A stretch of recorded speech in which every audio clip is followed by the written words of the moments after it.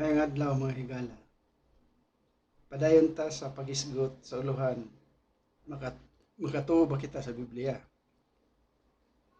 Ang atong hisgutan karon kining part 3 may tungod sa pagbuhat sa tao. Ang Biblia nag-ingon nga ang tao gibuhat nga literal, gikan sa abog sa yuta. Tao gibuhat sa Dios. Direkta nga ang tao gibuhat. Karon ang mga scientist nag-ingon nga ang tao nag-evolve gikan sa mananap hangtod nahimong anam og advance hangtod nahimong unggoy hangtod nahimong oragnaong og tao hangtod karon nahimong yung tao. Ana ang explanation sa evolution. Daghan ang mga tao nga dili mo tuo og evolution. Labi na sa mga Protestant group ng mga relihiyon. Pero ang mga Catholic wala problema kay i-accept na nila ang evolution. Manapod sila ang explanation. Basta kay ang evolution dili problema sa mga Katoliko. Dili na sila makigdebatean nga dili tinuod ang evolution kay accepted mo na sila church. Gani ang ilang mga dagkong university naman na dito gitudlo man eskwela kag biology na dito. Ang biology di mo masabtan ang biology kung walay evolution. You can only understand what is biology in the light of evolution. Mo na siya. Sa dili mawala ang evolution diya sa mga university labi na sa Catholic University. Pero ito sa ubang mga university nga di Catholic wala evolution. Kaya di sila motuoan. Nga ang mga relihiyon ilagyang giduso nga dili tinuod ang evolution. Ang kana yung gibuhat sa Dios ang universo sa apil ng tao sa unom ka adlaw literal. Unya kanang bali karon nga nasakpan naman nahibalaan naman nga ang kining kalibutan dili man mahimo og unom ra ka adlaw ang kalibutan. Di man jud mahimo kay makita man sa mga fossils, no? Karon naapod sila'y palusot nga kanang adlaw nga gisgutan diha sa Biblia dili literal. May ilang palusot. Kanang adlaw diha nga unom ka adlaw dili na literal nga 24 oras. Magani nga doon na mga translation sa Biblia nga gipaang-usab na. Ana. Bisan sa Islam, agi pon sila ana nga unom ka adlaw lang gibuhat ang universe, ang kalibutan, ang tao nga karon kay naglisod naman jud nga pag-reconcile nga unom ka adlaw nga di magid madalag unom ka adlaw. Kay makita man ang mga geological time nga parte man yung layo. Nya ang gap halimbawa ang gap sa tao ug sa mananap perti mang layo milyon-milyon ka tuig ang gap. Doon na nay mga hayop kaniadto milyon-milyon na ka tuig wala pay tao. Ang tao bag-o lang taning gawas. Kitang tao kung mag-iskot kag tao nga parehas na tugnaw mamao na tugnaw 200,000 years pa lang ang tao. Pero karong bago i-considered sa mga scientists nga tao gihapon tong gitawag nila Homo habilis ug Homo erectus. Tungod sa ilang nadiskubrihan nga mga lugar sa mga Homo erectus nagpuyo pa man to sila sa mga langob nga nagamit na sila kalayo. So that means nga kadtong mga Homo erectus kuha na nagluto na sila. Na sila nagsugba na sila na gamit man sila kayo. Una nga gi-consider nila nga tao ang Homo erectus o Homo habilis kana sila nagap na sila jutay nga pero mga 2 million ang Homo habilis, ang Homo erectus mga 1.8 million. So muna nga ang uban moingon nga ang tao nagsugod na 2 million years ago. Pero lahi pag naong. Kaya mga naong sa Homo habilis kan sila kanang murag naong pagyudugunggoy pero wala ikog nya bipedalism. Duha na lang wala na maglakaw apil ang kamot. Kaya ang unggoy maglakaw sila apil man yun ang kamot. Wala na ilabot ang kamot. Bipedal na lang, tiil na lang. Nya ang Homo erectus ang naong gid sa Homo erectus murag gyapon unggoy pero galing tag-as dagko na. Muhayt nag 5'10", 5'11 ang Homo erectus. Nya munang erectus kay upright na sila. Ang taas na sila nya dili na gabako. Ang katong Homo habilis bako pa man to gamay ang likod. Ang kanang Homo erectus straight na sila. Manang tawag erectus. Ano nya? Nana sila namuyo sila mga langob. Nya sila na ebidensya nga naka-produce na sila kalayo. So munang ilang gihunahuna sa mga scientists nga ang mga Homo erectus o Homo habilis matawag na nga human. Human na sila. Pero dili pa na naong. May pagkapabor pa sila sa mga chimpanzee ilang naong. Nya kining pareha na tong naong mo na ng mga Neanderthal. Napay daghan. Hybernensis ito basta lisod pulitokon na mga mga kining species sa tao na apoy Florensis na diri sa Indonesia mga gagmay sila pero parang nagnawong na to. Muna nga lang palusot sa mga dili mo to evolusyon nga tungod kay di naman nila malalis ang dating ang pagpitsa. Di man sila nga dili man literal kana adlaw diha nagipasab istorya diha nga adlaw kana unom ka adlaw gibuhat ang kalibutan dili na literal nga adlaw. Na ila ang explanation na akong gitun-an sa uban ko basta apil ang mga Jehovah's Witness. Nang ilang ingon nga eons of time meaning yugto daw sa panahon o unit of time. Bisan sa Islam nag-usab po sila na nakita na ako sa YouTube na nasa translation nga in a 6 days gingon dito gibuhat Dios ang 6 days ang kalibutan gingon lang nga ibuhat ang kalibutan in the 6 eon of times or unit of time dili na days. Anay palusot nila. Pero sa Christian kung balik ta sa Biblia kanang gitawag creative days nga unom ka adlaw dili man yun na siya symbolical literal mo yun na sa Biblia ngano man dito nimo na masakpan dito na sila mapaso sa 10 commandments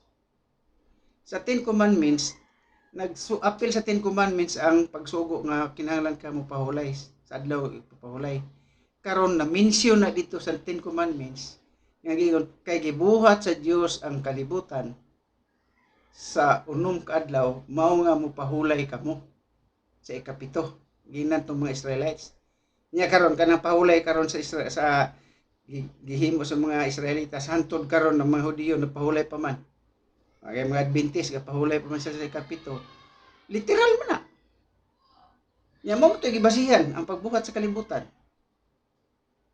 unom ka adlaw sa ikapito daw nagpahulay ang Dios literal man na ang pahulay so therefore ang pahulay ang adlaw nga ipahulay literal sad ug katong 6 days nga creation days literal sad as 10 commandments ato kong basahon diri sa Exodo 20 8-11 diha nga naghinumdum sa adlaw ipapahulay nga magtamod niya nga sagrado magtrabaho ka o magbuhat sa tanan mo nga mga buluhaton sa unom ka adlaw. Apan ang ikapito ka adlaw usa ka ipapahulay alang kang hihubang imong Dios. Dili ka magbuhat og bisan unsang buluhaton. Ikaw ni ang imong mga anak nga lalaki ni ang imong anak babae, ang imong ulipong lalaki ug ang imong ulipong babae ni ang imong binuhing hayop ni ang imong langyaw nga mga pumuluyo nga anasulod sa imong mga ganghaan. Kay sa unom ka adlaw gibuhat ni Jehova ang kalangitan ug ang yuta, ug ang dagat ug ang tanan nga naa niana, ug siya mipahulay sa ikapito ka adlaw. Mao nga gipanalanginan ni Jehova ang adlaw nga gipapahulay o gihimo kini nga sagrado. Kay gibuhat ni Jehova ang kalangitan ug ang yuta ug ang dagat, ang tanan na so niana og siya mipahulay sa ikapito ka adlaw. O gipanalangin niya ang adlaw papahulay gihimo kini nga sagrado. Mo nang sugo nila nga sa adlaw papahulay nga dili mo trabaho kay ang adlaw nga ipapahulay ikapito sagrado na. O nya sa kadlaw na literal na nga pahulay sila ang mga Israelites. So therefore ang adlaw nga gisugutan diha sa Biblia literal man adlaw nga ipapahulay. Hindi nakalusot sila. Namingon nga ang adlaw ang gisugutan diha. Kuan, simbolikal ay di nakalusot. Sangit na sa Ten Commandments. Anang ilahang palusot usahay.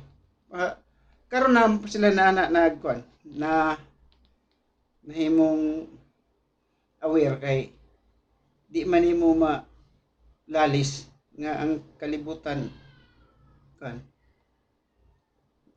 4.6 billion years na ang edad. Kay doon na may mga kuan teknik karon unsaon pag ila sa mga pitsa o sa edad sa usa ka butang. Itawan na og kuan geochronology. Geochronology, andun na sa itawag geochronology. Kung i-type nimo ang geochronology sa Google, diha makita nimo daghan nga technique sa pag-specific sa edad sa usa ka pusil o sa usa ka butang. Ilhan na siya. Ug gani doon na mga 20 ka klase, sobra 20 na ka pamaagi sa pag-ila sa edad sa usa ka pusil. 20 na. Ilang kayo sa una usa lang. Kadto lang gitawag sa una og kuan radiocarbon dating or carbon 14.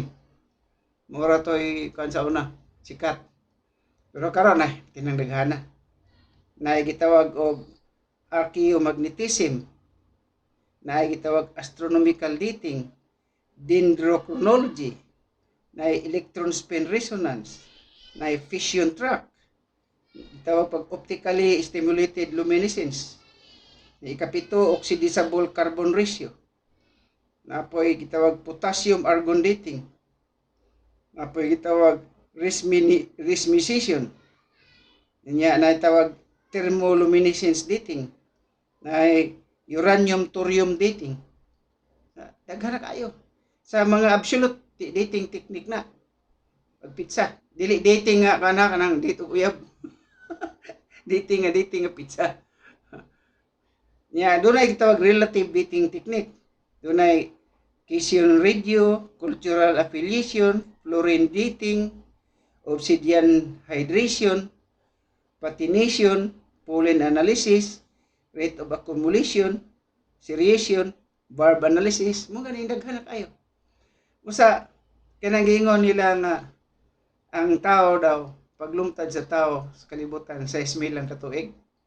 Mo nay kanunay gibalik-balik sa mga ubang relihiyon, labi na mga Jehovah's Witness, 6,000 lang years lang paglumtad sa tao gikan kang Adan. Antod karon 6,000 years lang daw, layo kayo ra. Ang Neanderthal man ga, ang Neanderthal ga 200,000 na, kakalayo ra size 200. Ana, diha nimo masakpan nga ang Biblia tungod sa teknolohiya dili na updated. Sakpan na nato nga ang Biblia dili na angay katuhuan. Kay naa naman gani 200,000 years. Ya dili man na nimo madinay kay naa man ang mga bukog. Kana lang Neanderthal sa Neander Valley sa Germany man na. Perting daghana ng kuan, kalabiran ay ilang nakalutan diha. Minteryo na. Minteryo na siya. Sobra 1,000 daw na ka lubong nga nakita nila. Ang ilang porma sa paglubong itakilid. Nya karon ilang gidala na sa kuan laboratory. Itanaw pila na edad aning mga bukuga. Mo na 200,000 years, na 100,000 years. Pati nang layuan ng pati lang kuan ng 6,000 baguhan ng 6,000. Gani ka ng 6,000, hapit na atong kuan. Tong Iceman nga nakita diri sa Italy. Uchi. Ang tanan mo Uchi. Uchi di Iceman. I-type niyo na sa Google, magawas na. Hapit na 6,000 katuig na, 5,000 kapin. Ang edad anang Uchi, naapay kuan, naapay sinina. Katong gana ang porma, ana. Na siya. 6,000 na hapit katuig na. Pero katong mga Neanderthal, napay daghan mga kanang Florensis na sa kuan sa Indonesia, mga karaan kay na sila. Basta diha napaso nga ang Biblia dili tinuod ang istorya mahitungod ni Adan ug Eva. Nga mao ang unang tao. Dili ma-prove nga ang tao direkta nga gibuhat. Ang diingon sa Biblia nga Adan ug Eva nga gibuhat direkta sa Dios gikan sa bug sa yuta. Masubay man na sa science, so unsa gidagan sa kuan sa ato ang pagtunghaan ng kalibutan. Pero ang mga relihiyon, mangugat gina sila nga dili gid sila mudawat og evolusyon bisag pag tabunan nimo na sila og kuan ebidensya. Ngano? Tungod kay kung mudawat sila og evolusyon, nagpasabot daw nga si Adan ug si Eva dili tinuod. Na kung dili tinuod si Adan ug Eva, madamay si Kristo.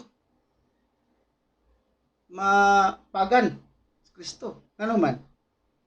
Kay si Adan ug si Kristo gisgutan sa Biblia nga back to back, magkadungan lang ba, back to back. Diha. Magkaatbang lang gisgutan. Sa to pa kung dili tinuod si Adan, dili pud tinuod si Kristo. Sama sa gisgutan sa unang Korinto 15:45 ngadto 47. Awa atong basahon.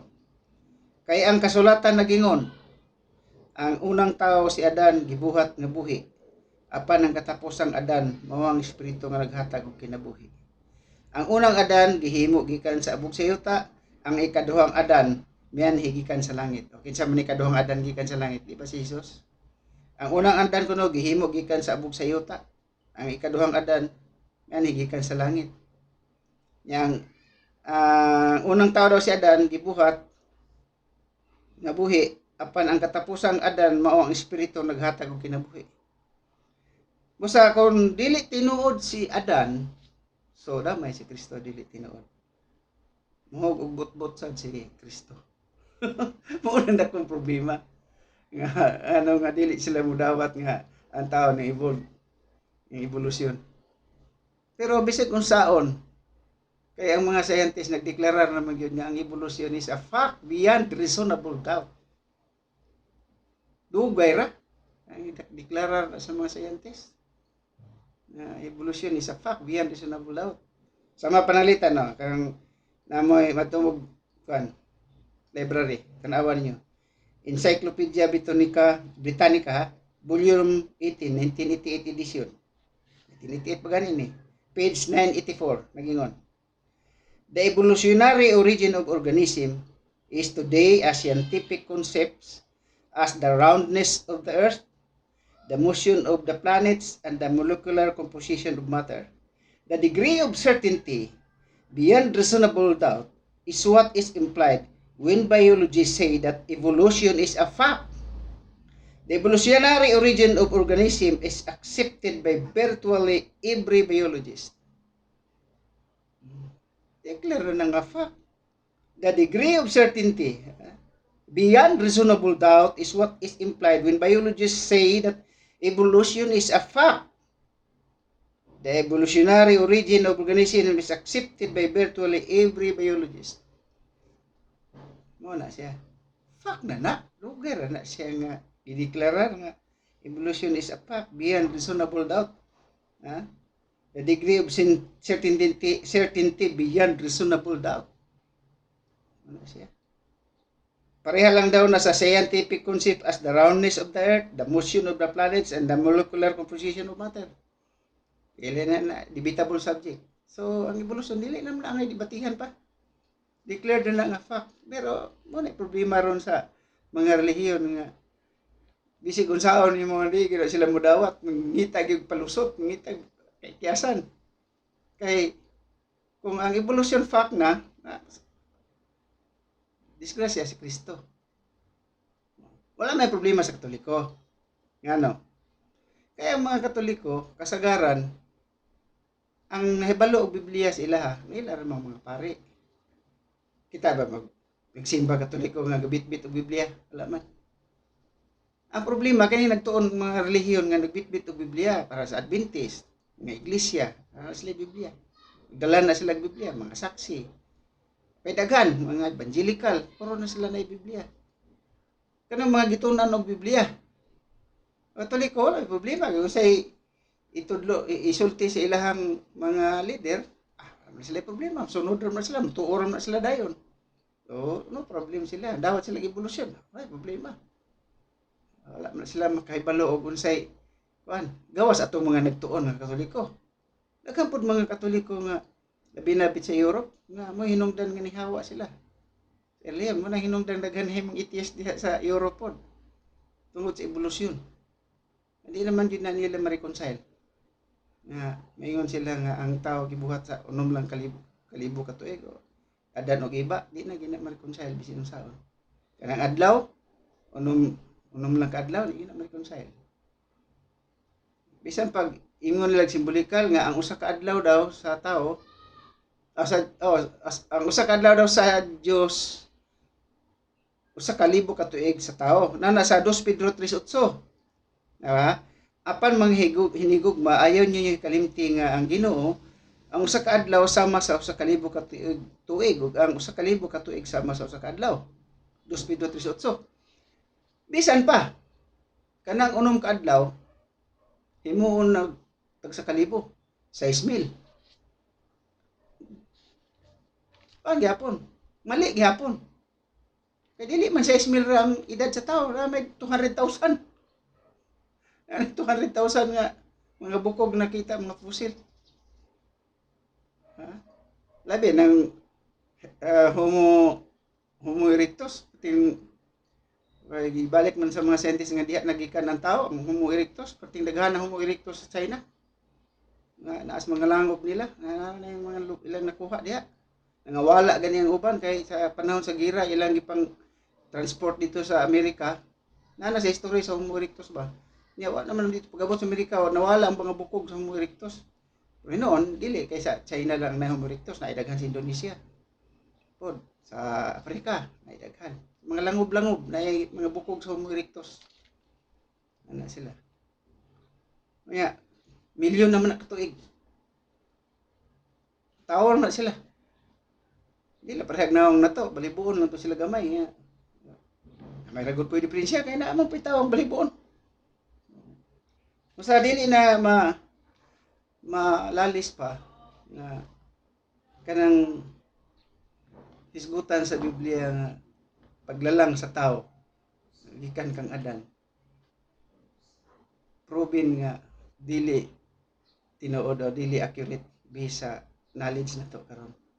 So diha another reason ngano nga Biblia di ta makatuo. Sana. Napay lain nga mga rason ngano nga ang Biblia angay ba natong tuuhan ang Biblia, no? Ngano ang Biblia nga makaingon nga dili gid ning Biblia tinuod. Lain pa ha. Kini atong sigutan kini na pong may tungod sa pagbalik ni Kristo. Kini pagbalik ni Kristo dugay na ni gitagna pa ni sa Old Testament. Giingon diya sa Santiago Asoponias 1:14. Duol na kayo ang adlaw nga ang Ginoo maghukom ug pait kining palandungon. Muhilak unya bisan ang taong isod. Duol na daw kayo ang adlaw sa Ginoo. Sa mga saksi gituog nila ni karon magidon. Unya karon sa New Testament sa unang Korinto 7:29 nagingon ang buot kong ipasabot mga igsuon mo kini. Ang gitagal nga panahon hapit na moabot. Hapit na daw ang gitagal nga panahon. Nya sa Roma 13:11 giingon diha, nasayod kamo unsa nang taknaa karon. Mao na kini ang panahon nga angay kamong magmata. Kay mas duol na kanato karon ang kaluwasan kaysa pagsulod nato sa pagtuo. Mas duol na daw karon kaysa kaniadto. Kaysa bago pa kang nisulod sa imong pagtuo. Mao nga po ning linyaha karon sa mga tao. Imo gayon nga. Sige raman mag-ingon nga hapit na ang Armageddon o hapit na pagbalik ni Kristo. Wala pa man.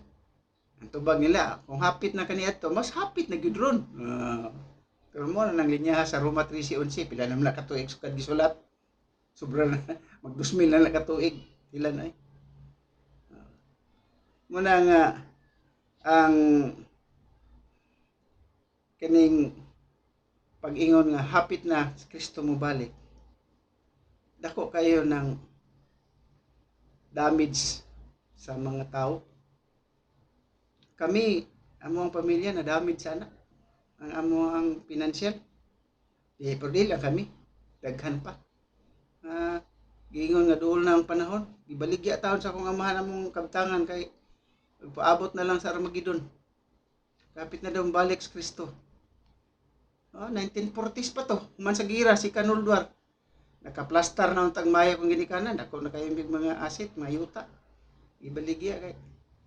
Doon na daw balik sa Kristo. Yan, nagkinabuhi na lang mantinir. Tingpaita. Kami, di na ganun may piskwilahon kay abot na lang sa Armageddon. Doon na daw kayo. Muna ang problema. Kay sige ingong dool na. Unya. Wala pa man layo 2000 la katuig sukad ingong dool na nya asa naman na. Nabay mga tarungan na pong uban nga kuan man kanang lahi mo gud ang adlaw sa Dios ug sa tao. Still lang. Tato mo kalibo daw ka adlaw sa tao, sa adlaw daw na sa Dios. Sa ato pa daw ang 2000 katuig duha ka adlaw pa na sa Dios. Yan sila. Sa dool pa. Anya Dios ba di ita nga ato mi kumpara nimo sa adlaw sa Dios. Di man ta Dios, tao man ta. Anong inom tag dool na nga layo pa man di na. Sa ato sila kagit sa anak ba? May nga lipat-lipat og pangatarungan. Ang duha ka adlaw sa Dios ang sa kalibo ka tuig, sa Dios niya kitang tao. Ang lisod mga tag 70 anyos, 80. Nya ingnon na to nagduol na lang sa kalibo ka tuig. Prehara na ba ta halimbawa bata mapay pagtuntuon og lakaw. Imong ingnon nga sige imo nang palakon nga 10 kilometros. Nya ingnon nimo sige duol ra na 10 kilometros. Mapay pagtuntuon og lakaw. Duol lang 10 kilometros sa bata nga mapay pagtuon og lakaw. Layo na kay na niya kabot na 10 kilometro yung tumba. Makalakaw pa na, marasa ng tila na dugay na. Mapay pagtuon og lakaw. Mura sad na kano imong matang duol na nga di na natumabot. 2000 ka tuig na sukad gingon nga duol na. Yeah. Kung duol na sa Dios ba data? Di man ta Dios tawo man ta. Muna diha wa nila gets ang example nila. Ang katarungan nila mismo wa sila kasabot mismo sa ilang katarungan. Kining giingon diha sa Biblia nga duol na kayo ang panahon. Daghan kay na. Kanang giingon nga duol na pagbalik ni Kristo. Sama pananglitan aning kuan. Kining sa Mateo 16:27 ngadto 28. Naingon diha kaya ang anak sa tao hapit na moabot uban sa iyang himaya. Uman sa himaya sa iyang amahan, kinuyugan sa iyang mga anghel. Unya balusan niya ang tagsa-tagsa sumala siyang nabuhat. Hinumdumi kini ani ay pipila dinhi nga dili mamatay hangtod nga makita nila ang anak sa tao moabot aron maghari. Panahon pa ni Kristo. Kristo mismo yon dili pa mo mahanaw, di pa mo mga matay, mabalik ko. Das Biblia. Napa diri sa Mateo 24:33-34. Inig kakita usab ninyo ni ining tanan, hisayri Hisayran ninyo nga duol na ang panahon ug hapit na gyud moabot. Hinumdumi kini. Kining tanan may tabo sa dili pa mga matay ang tanang tao nga karon buhi pa. Nga karon buhi pa sa panahon sa pagsulti ani. Sa first century. Dili pa daw sila mga matay. Ha? Muna ang ilahang gihisgutan diha. Nga napay pulong ni Kristo nga muna kining kaliwatan na dili pa mahanaw daw. Dili pa mahanaw mo na ni siya.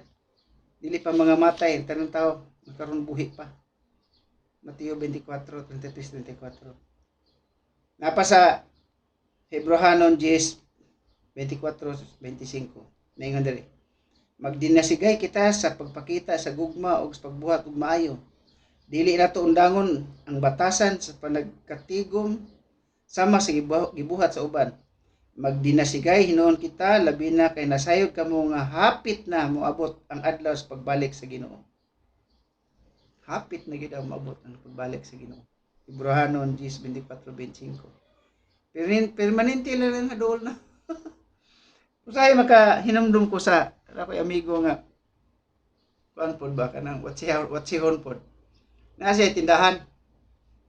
Nya tindahan lagi sa sari store, daghan mangutang. Abutan niya katula. Walay utang karon, ugma na. Niya gibutang. Kada adto nimo dito, ayo, pwede ko mangutang. Sa basahara ko na, pagbasa ron, walay utang karon, ugma na. Pagka ugma, balik ka. Ayo, pwede mangutang. Sahara na. Walay utang karon, ugma na. Bisig kapila ka mo balik, di jug ka utang kay na may ugma naman daw. Pagka ugma naman. Ora na para to akong amigo matsi kayo, may tindahan ko butang marka, walay utang karon ugma na. Ora sa nang Biblia. Parehara na ana, walay utang karon ugma na. Hadol na, sige kingon hadol na. Kada basa nimo sa Biblia, hadol na pagbalik ni Kristo, hadol na kaayo. Hadol na kaayo, hapit na. Dili na mamatay ning kaliwatan na. Kada basa nimo, ug di ka muundang og basaan ha, hasta imong apostuhod, mo gyapon. Kung di ka muundang pagtuoan ng Biblia ha, kanang Biblia di ka muundang tuoan hasta imong anak, imong apo, continue na dito nga hapit na. Pila ka generation permanente ra lang hapit. Wa gyud ni abot-abot. Kaubar na sa walay utang karon ugma na. Mo kanang Biblia kung imong balansihon pagkadaghang butang nga layo ra kay tinuod. Ha? Kasi tinunto ba? Pero dakog damage na. Kanang hapit na, dakog damage na. Daghan kayong ubang mga relihiyon ana. Saan yan na among relihiyon sa akong ginikanan? Kami, saan na sa dami siya. Kaubanan na mo sa una, napoy daghan. Kadto gani akong kaila sa una nga sindiro dato kay siya kan kay siya giuta yang gihimo iyang kuan gibaligya iyang yuta tanan so pila to ka gatos iyang yuta 7,000 ka hektarya sa una unya karon ang halin ato iya na lang gidawat og mga prinda-prinda iya pong pabantayan sa iyang mga kaparehas og pagtuo nya prinda arindo lang kan wala nay lukat pag-abot sa pizza 1975 to. Kaya wala man daw, human sa 1975, wala na. Paraisohon ng yuta, Armageddon na, human ang Armageddon. Asa man to. Iyang mga anak karon civilian. Pareha na nato nga, ampun, di kakaon, di mo kayod. Na sila unta, parteng datua unta. Mga libo, hektarya ang yuta ato, kayo. Kaya nahimo pagod to siyang mayor sa ilang lugar. Sa una kay kwartahan ka, kapalit man kag yuta kutob sa imong gusto. Sa ila may una nakakorta. Pero mao na lagi damage tungod aning pagtuo sa relihiyon. Usa na sa mga rason ngano nga ang Biblia dili angay tuhuan. Usa na sa mga rason diri nga katuo ba kita sa Biblia. Usa na sa rason ngano ang Biblia dili angay natutuhan kanang labi usan na kanang duol na ang panahon sana sa sunod ato na pong isgutan ang ika upat nga part ani. Salamat.